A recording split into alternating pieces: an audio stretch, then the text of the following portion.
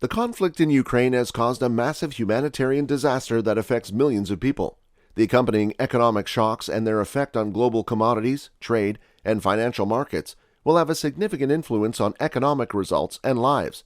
Prior to the beginning of hostilities, the prognosis for 2022 to 2023 was good, with growth and inflation reverting to normal as the COVID-19 pandemic and supply-side limitations diminished. In this video, we will discuss what the global economy was like before the Ukraine war and after it. Stay tuned until the end, since our last point might challenge the way you think about economics. Due to COVID-19, 2020 was a miserable year. When the World Economic Outlook for 2020 and 2021 was released, the report predicted that the global economy would fail drastically in 2020, much worse than the 2008-2009 financial crisis, and this is what happened. The pandemic challenged the capability of local, national, and multinational institutions, as well as the capacity of the private sector to react, limit catastrophic damage, and encourage an inclusive recovery. Against the backdrop of the deadly pandemic, the United Nations World Economic Situation and Prospects, or WESP, reported that the world economy would fall substantially that year. According to economists, in the following 2 years, the world economy was projected to lose about $8.5 trillion in production due to the pandemic, erasing virtually all gains from the preceding 4 years. The significant economic decline represented the greatest recession since the Great Depression of the 1930s. Nearly 90% of the global economy was under some type of lockdown, which disrupted supply lines, depressed consumer demand, and left millions of people out of work. Because of that, the production of developed economies declined. In 2020, millions of individuals fell below the severe poverty level due to the pandemic, with over half of this rise happening in African nations.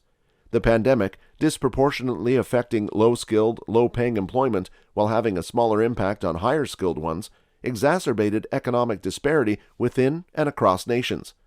Midway through 2021, the global economy was projected to improve.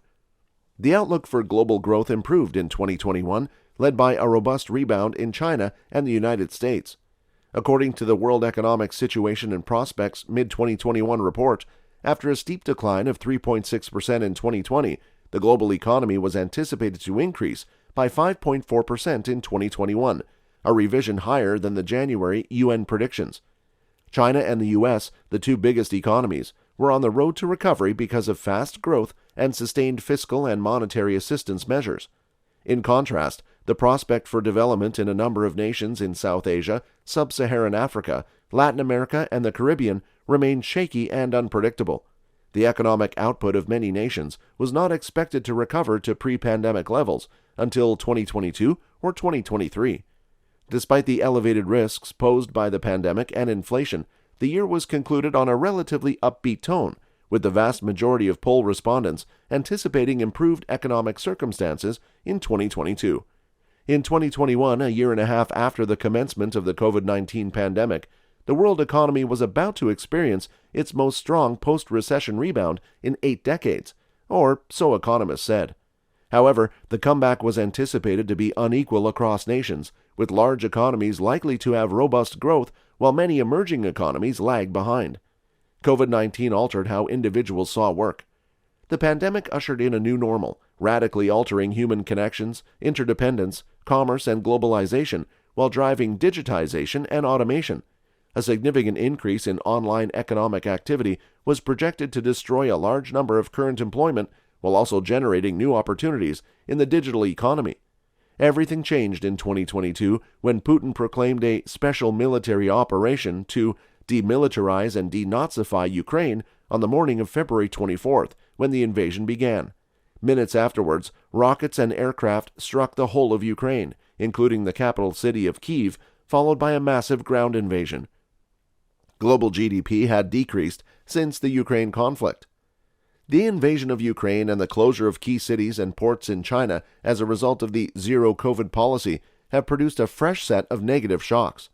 Global GDP growth is expected to decelerate considerably this year to 3%, almost 1.5 percentage points slower than forecast in the OECD Economic Outlook for December 2021, and to stay at a similarly sluggish pace in 2023.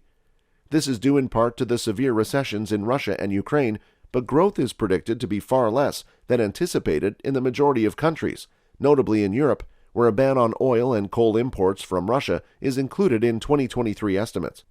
Even prior to the invasion of Ukraine by Putin's soldiers, the global economy was struggling under a variety of strains. Inflation on the rise, convoluted supply chains, and plunging stock prices were already complicating the global economic system. We were in unknown ground, aware that there were effects we couldn't anticipate. Some have speculated that this conflict might be comparable to 1914 as a turning point in the history of globalization. It is hypothesized that conflict and a lack of confidence will undermine investment and commerce and cause a widespread retreat from international interdependence. Others see Russia's attempts to create commercial connections with India and China as precursors to a new multipolar order. Europe is highly dependent on Russia for its energy supplies. Russia is a crucial source of oil, natural gas, and metals, and rising prices for these commodities are certain to harm the global economy. Europe obtains roughly 40% of its natural gas and 25% of its oil from Russia. Due to its reliance on Russian energy imports, Europe's economy is currently particularly vulnerable. The current price of natural gas is around 6 times what it was at the beginning of 2021, a 20% rise on top of previous price hikes. The gas price shock is contributing to rising inflation and rising electricity costs. As a consequence, families have less disposable income, and expectations for an increase in consumer expenditure due to fewer pandemic restrictions and COVID-19 cases have lessened. In addition to the two combatants, Europe will need to accommodate a massive influx of migrants. Additionally, the European Union will be confronted with extreme uncertainty about both energy supply and costs. Recently, gas prices have varied by as much as 70% in a single day. Economists believe that the German economy would collapse by 2 to 4% if gas imports were shut off, which is a definite possibility. This recession would be comparable to the COVID-19 catastrophe. Germany is a wealthy nation. Even in the case of a major economic downturn, it would be able to manage. The situation of its Eastern European neighbors would be more problematic. They earn less money. They absorb the bulk of migrants and are increasingly reliant on Russia for energy and commerce. Russia and Ukraine possess other key resources.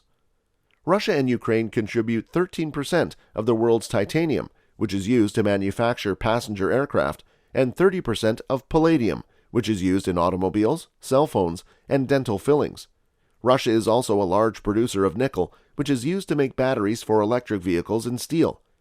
Ukraine and Russia contribute 30% of the world's wheat exports, 19% of maize exports, and 80% of food processing sunflower oil exports. Much of the Russian and Ukrainian windfall is sent to impoverished and unstable nations such as Yemen and Libya. Ukraine is a significant provider of food items. The danger to farms in eastern Ukraine and the closure of ports on the Black Sea might decrease food supply at a time when prices are at their highest level since 2011 and several nations are experiencing food shortages. Wheat, maize, oils, barley, and flour are crucial to food security, particularly in the world's poorest regions. With ports, airports, and rail links shut down and young Ukrainian men battling the Russian invasion, who will be harvesting? Who will be providing transportation? In January, U.S. consumer prices jumped 7.5% over the previous year, the largest increase since 1982. In the United States and Europe, interest rates have increased. In the meantime, both the U.S. Federal Reserve and the European Central Bank will focus on containing the issue of rising prices. In addition to the disruption to global supply networks caused by COVID-19, businesses also face a sharp increase in energy costs and generally tight commodities markets. Inflation predictions for the medium and long term are inching upwards. Voters and bond markets are demanding action. A series of interest rate increases are now imminent. Emerging economies will be affected the most. In conjunction with the unequal recovery from COVID-19, the rise in inflation, and the tightening of monetary policy, the conflict exacerbates an already hostile climate for weak, deeply indebted low-income and developing market economies. In contrast, the trade-offs are more difficult in developing markets and low-income nations, particularly those with huge debts denominated in dollars or euros. Currently, the World Bank warns that 35 nations are in urgent danger of financial distress, and as many as 12 countries may be unable to make debt payments by the end of the year.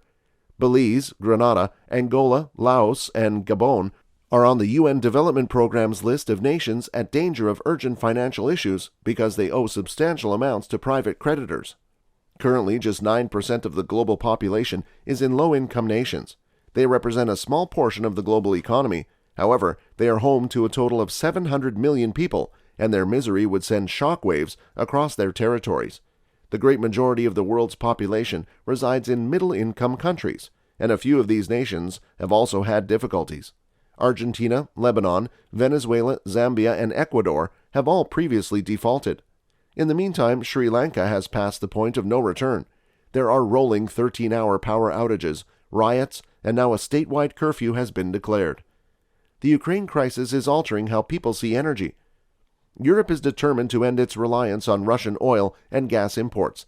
The crisis will hopefully hasten the transition to renewable energy and away from the global trade in fossil fuels over the long term. In the short term, however, the effect is not deglobalization, but rather the hunt for other sources of supply. Tankers carrying liquefied natural gas from across the globe are changing their routes to facilities in France and Spain. Robert Habeck, the German economics and climate minister, recently signed an agreement with Qatar. Even if Europe reduces its fossil fuel usage as projected, they will need more imports of solar panels and rare earth components to construct battery systems. How do you think the Ukraine war has affected the global economy? What else would you like us to talk about in our upcoming videos? Let us know in the comments below, and make sure to subscribe and turn on notifications so you don't miss out on any of our videos.